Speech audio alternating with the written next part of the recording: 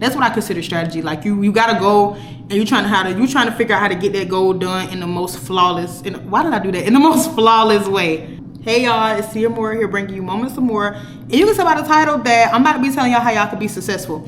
And it's gonna be in a way that you don't expect, but I just want y'all to stick with me and hear me out and look at the bigger picture, okay? Okay.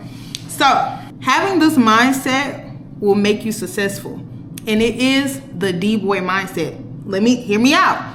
I am not telling y'all to go do any illegal activity, but I'm telling you that I watch shows like BMF, Power, Snowfall. I don't watch different movies about people just coming from one life and making success out of it. But the crazy thing is that in some of these environments, the way they were doing it was not legal. I just want to tell y'all how y'all can apply the mindset and the strategies that they use to create legal success. So you don't got to worry about the police knocking on your door trying to raid the house to find the drugs. You ain't got to worry about you getting stopped and they want to search your car to see what a product at. But I want y'all to use these same mindsets that these people used in these TV shows and movies, and this is how you're going to become successful. Like, this is literally the cheat code. So once again, I just want to go ahead and put that disclaimer out here. I am not encouraging any illegal activity. I just want you to get the mindset. You don't have to do the same exact thing they did. And if y'all did, don't say Sia Moore told you to do it, because I didn't. I did not tell you to do that, okay? I'm just giving y'all the strategy and the mindset behind it that's going to make you successful. So let's get into it. First of all, D-boy mentality. Like I said, I want y'all to think about shows and characters. I have a couple little tips that I'm about to give y'all, but then I'm going to talk about how the person did it and then how you can apply this to real world experiences that are legal. Hear me out, legal. I only support legal hustles, okay? If you about to go try to do the same thing that they did in these shows and movies, like I said, don't say I told y'all to do it, because I didn't. I'm telling y'all the legal stuff. So buckle up, let's get right into it. So when you think about these shows, I want you to think about the mindset they had. And basically a mindset is just something that influences your decisions. This is what I want y'all to develop. When I was thinking about this video, I'll go ahead and say that Straight Outta Compton is one of my favorite shows. And when I was thinking about this video, I thought about how when I was watching Straight Outta Compton and then Dre got arrested because him and his brother was fighting or something like that, so Easy came to bail him out, and he was telling Dre, Dre was telling Easy, he was like, oh yeah, like, you should invest in this and that, the third. And Easy's like, I'm not a rapper. Like, I don't know nothing about no music. He was like, if you can slang dope, you can slang records. Mind you, they outside the police station. So Easy's like, bruh, chill. Like, why would you say that out here? But that is the truth. So think about it like this. Like, you think about how they came from a background where it was like drugs involved and stuff like that. But like he told him, if you can slang dope, you can slang records. So the same way these people out here slinging dope, crack, whatever else they were selling, you can apply these mindsets to a legal business model and become successful. And you can even do it with content creation. You can apply this business model to YouTube if you want to. But let's get into the tips, because I done did a lot of talking. The first tip is that you got to figure out what it is that you want. A lot of people want money, but some people want fame. Some people just want to have recognition, saying that, hey, you know, I'm known for this and that, third. Think about what it is that you want. But I will say that a lot of things that drive people is money. Think about what you want, first of all, because in a lot of these stories, you just see someone starting out from somewhere and they're not happy with their situation. And they're like, look, I don't want this. Like, I want more.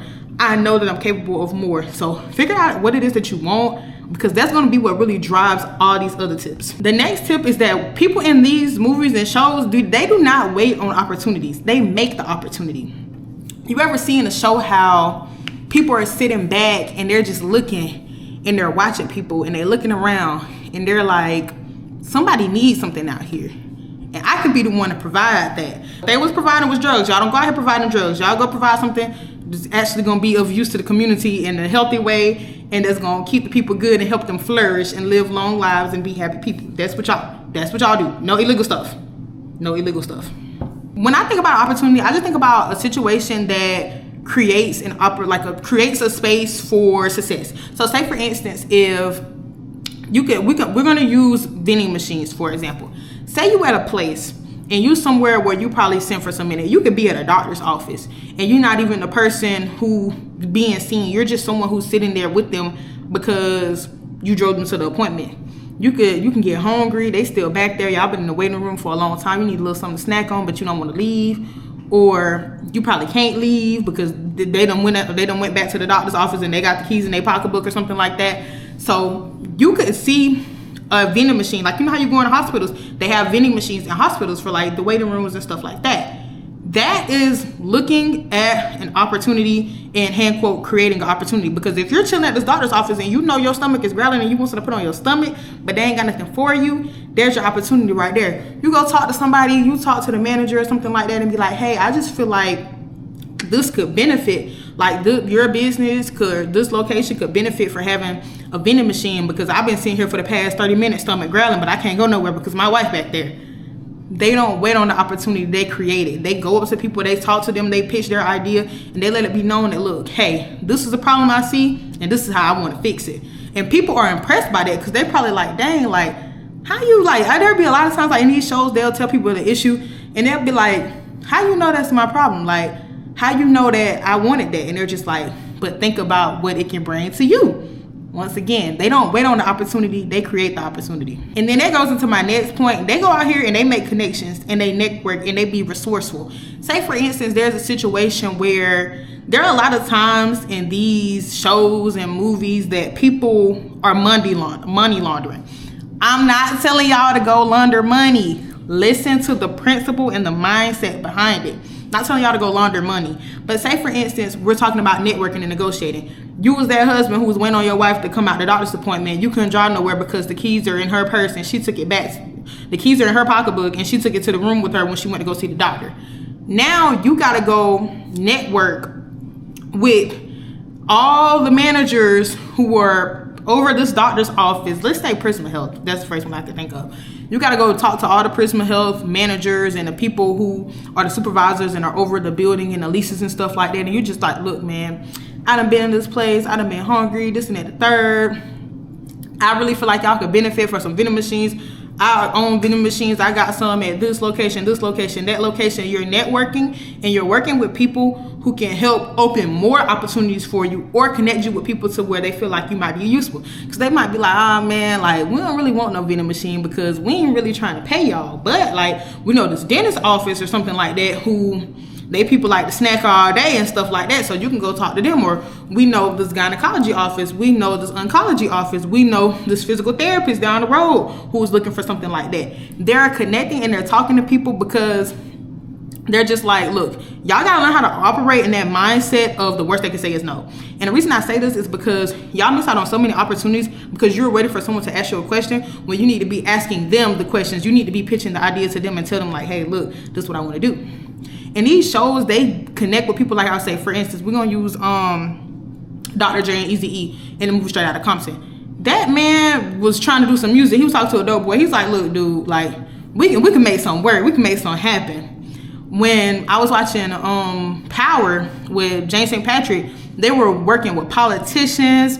Some people in some of these movies be having like cops on their payroll. So you can see how much you can get done with just building connections and getting to know people, because that's what's going to introduce you to other people and help create more opportunities for you. This is good too, because I remember when I was watching BMF, there was this one time where I don't know what Loco had going on, but Meech and them had to go talk to another Connect. And the Connect didn't know nothing about Meech and T, but he was like, you know what, Loco said you was good. He said you more rapido. He said you moved the weight real fast, so I'm gonna work with you and see what you're talking about. That is the point of building connections. Once again, I'm not saying to do this with drugs. We're applying mindset and principles. We're not doing the exact same thing they were doing. We are not copying and pasting. We reading the playbook and applying it to something else. That's what we're doing here. Another thing that I learned from these type of movies is that people negotiate. They don't always go by the price that's on the door. Say, for instance, think about you at a yard sale, okay? You can be at a yard sale, you can see a bike for $25. That don't mean you gotta pay $25 for that bike. You can look at them and be like, hey man, you know, what you think about $20? Like, that'll work. You can be like, that'll work. And then in these shows, there was a lot of times where I saw people negotiating the prices of their weight. They'll be like, oh, like, if we buy more, does that make it cheaper? Like, think about real estate, for example. And a legal model you can apply this to is real estate. I did not know that when people are like when businesses are buying lots of houses, I thought they had to get them for the price that they would see on like Zillow or whatever place they're looking at homes.com, something like that, realtor.com, wherever you at. I thought they had to pay the house. I thought they had to pay for the price that was listed on there. So say for instance, you see 3 houses, all of them $200,000 each. I thought that meant the person had to pay $600,000 total because they wanted 3 houses. But come to find out, once you talk to people and negotiate and say like, hey, you know, since I'm just buying 3 houses and not just 1 or 2, can we take the price down? Can we get a smaller price per house, because I am going to be buying multiple, and work out a deal with them. Y'all need to negotiate, because sometimes just because that's the price on there doesn't mean that's the price you have to get it for, okay? That can mean that I just feel like everything is up for negotiation. I feel like until somebody tell you no, go for it. Like, you could be like, hey, these houses $600,000 total. What you say $550? What you say $500,000? And they either gonna be like, nah, that ain't really what I'm working with. They're gonna be like, shoot, yeah, I want to sell these 3 houses. Get them, hurry up. Negotiation is, you need to do that. Another thing that I admire about the characters in these shows and movies is that they are so strategic and they are so innovative. When I think about strategy, I think about something like a person, they just got a goal that they want to get to, and they're figuring out the ways to do it in the quickest way, in the most way that doesn't cause too many problems or misses or something like that. That's what I consider strategy. Like you got a goal, and you're trying to figure out how to get that goal done in the most flawless. Why did I do that? In the most flawless way. Like, I remember I just finished watching Euphoria. So if you're watching Euphoria, don't watch this part if you ain't finished season 3. But basically, there was this scene where they was transporting drugs, because I think they had one in Mexico or somewhere like that, and they was transporting drugs. And you know, when you go past the border, they gonna be looking in your car because they know people be transporting drugs. And what they did was they drilled the drugs. Y'all, once again, I'm not telling y'all to do stuff with drugs. I just want y'all to hear me out. They drilled the drugs, like they undrilled the bottom of the floor, lifted it up, put the drugs in there, and drilled it back down. So it just looked like regular, like, floor. They was in like a van or something like that. So it's just like, think about if you have a delivery company or something like that. If you have a delivery company, say for instance, you like to deliver cakes. Maybe you need a special type of car made to deliver cakes, because it's like, you don't want to just be delivering in a regular car, be going side to side. Maybe you need to build certain seats that are able to house just that one cake that you're trying to transport. Or if you're trying to transport multiple cakes, you can put them all in there and get the business done. People who are in these shows, they have a hustler mindset. And with the hustler mindset, it's just like I'm gonna hustle, I'm gonna get this done. To my all work, no play. They on the block all day. They ain't getting no sleep. Late nights, early mornings or something like that. Like, they just fully going full force to their plan, because they know they have a goal that they want to get to, and they're like, look, I'm not stopping until I get it done. And I feel like if you apply that to just anything that you're trying to do in the legal world, emphasis on legal, but if you apply that to anything you're trying to do in the legal world, it's like you're bound to just be successful, because you just got to keep going and going and going. And as you keep going and going and going, you're going to figure out things that work for you. You're going to figure out things that don't work for you. You're going to get better at what you're doing. And it's just going to be like, how could I not win? How could you not succeed? Another thing I thought that was pretty smart that people did in these shows and stuff is that they delegated.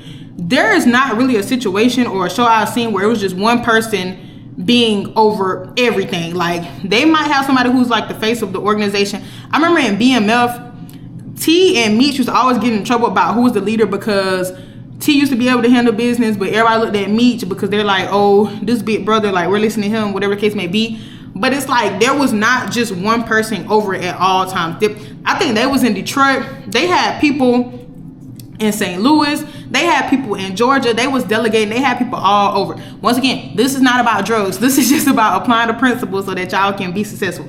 But basically, they didn't take all that work on themselves, because they know that, yes, you can get a lot done on your own, but just imagine having a team of people behind you, having a whole leadership that works with you and allows you to get things done. You're going to be successful. And you don't have to think about it that leadership don't have to mean that you're somebody's boss, but think about somebody who's doing YouTube videos, for example. I could be somebody who, I make my own videos, I record my own videos, but I delegate the editing to the next person. I might not like to edit videos, so I give it to somebody else who likes to do that, and I pay for it.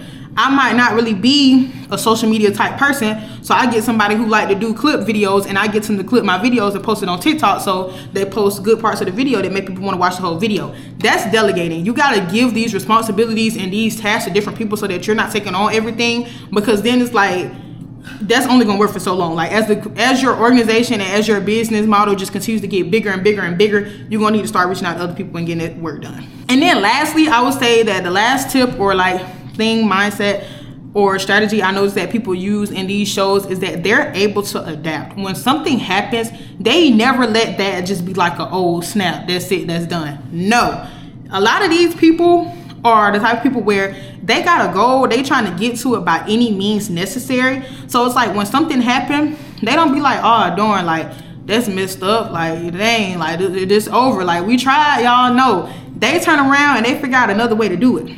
If they forgot they couldn't use their cars, they try to use somebody else's car. They couldn't use somebody else's car, they use somebody else's truck. They couldn't use somebody else's truck, they in somebody's van. They figured out how to navigate the changes of the world because they knew that everything was not going to always continue to operate the same. So it's like they was able to adapt to whatever life threw at them because they knew at the end of the day they had something they wanted to do and they had to get it done. Like I remember it was one time when I was watching BMF. I use BMF a lot because I was watching it for a good bit of time. But there was this one time in BMF where something had happened to where I don't remember if new people was coming and selling stuff, selling the same thing that Meechdom was selling, or they was selling it for a lower price. But anywho, Meechdom had to end up lowering their prices just to sell it because it's like, look, the plug, the connect gonna be coming in a few days to come get the money so that you can get your re-up. So it's like, if all you got is waiting, you ain't got no money to re-up with, they're gonna be like, dang dude, what you been doing all this time? So it's like, even though they didn't want to do it, they had to lower the prices of things just to be able to get it to sell, because it's like, how else are we gonna get it out of here? Think about the house analogy I was using earlier. When someone wants to buy 3 houses, all of them priced at $200,000 each, but they don't want to pay the $600,000. That's when you get negotiating. Like the person who's selling the houses have to think, like, do I want to miss out on money just because I don't want, like, I can't get the $600,000, or do I want to settle for the $575,000? Do I want to settle for the $555,000? Do I want to settle for the $500,000? Because once you start comparing the numbers, it's like, okay, $575,000 is better than no thousands. So you just gotta adapt. You gotta know how to keep it moving when things don't always go your way. But anywho, that's my little spiel for today. I just want to emphasize again, y'all, that I'm not trying to tell y'all that y'all need to go out here and be doing illegal activities, but I'm just trying to tell y'all that the difference between someone who's doing something illegal and somebody who's doing something legal is not always how ambitious they are. It's not about how smart they are. It's not about their work ethic. It's just about what they want to get done. I am not encouraging illegal activity. I just want y'all to learn from it and apply it to the right things. Because every time I watch these movies and shows, I was always like, dang, man, like, these folks done went to jail. They done lost their lives behind this stuff. I'm like, if they just took that mindset and that strategy and, like, their work ethic to another business model, they could be having legal money and be doing a thing. But yeah, that's all for right now, y'all. I'm about to get ready to watch this Love Island episode to see what they got going on in Casa. So I'll see y'all in the next one. Have a good one.